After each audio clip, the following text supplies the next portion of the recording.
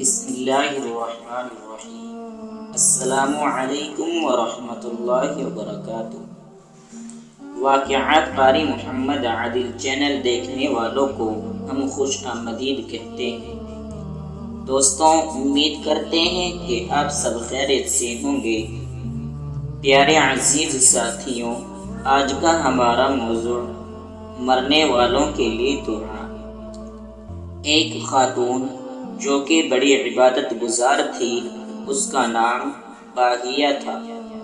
جب اس کی موت کا وقت قریب آیا، اس نے آسمان کی طرف منہ کر کے کہا، پروردگار، تو ہی میرا خزانہ ہے، میں تجھ پر ہی بھروسہ کرتی ہوں۔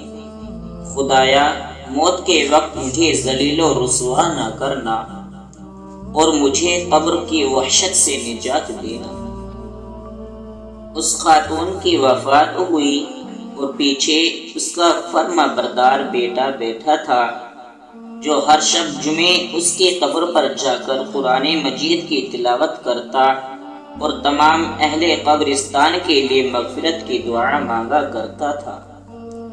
ایک رات اس جوان نے اپنی ماں کو خواب میں دیکھا، سلام کیا اور پوچھا، امی جان، آپ کا حال کیسا ہے؟ اس کی ماں نے جواب فرمایا، بیٹا جان، دنیا کی تمام تکالیف موت آنے کے ساتھ ختم ہو گئی۔ الحمدللہ، اب مجھے عالم برزخ میں اچھی جگہ ملی ہے۔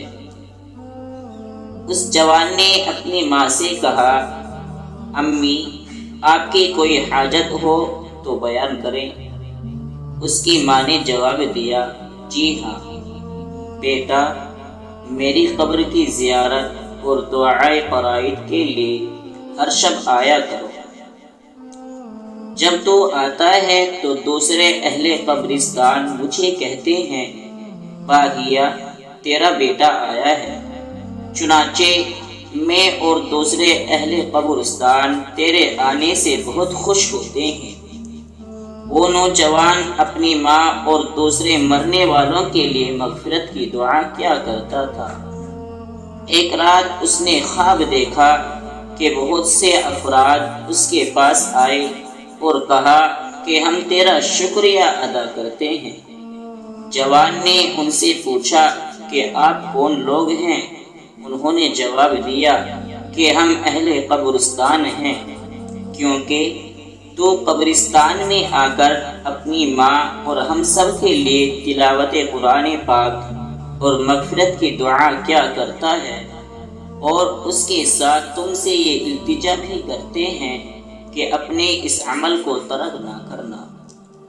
دوستوں، اپنے اہل و عیال کے لیے اور اپنے رشتہ داروں کے لیے جو اس دنیا فانی سے رخصت ہو چکے ہیں، دعائے مغفرت اور ایصال ثواب کیا کرو۔ نہ جانے کون سے ایصال ثواب اور دعا کی برکت سے ان کی مغفرت ہو جائے۔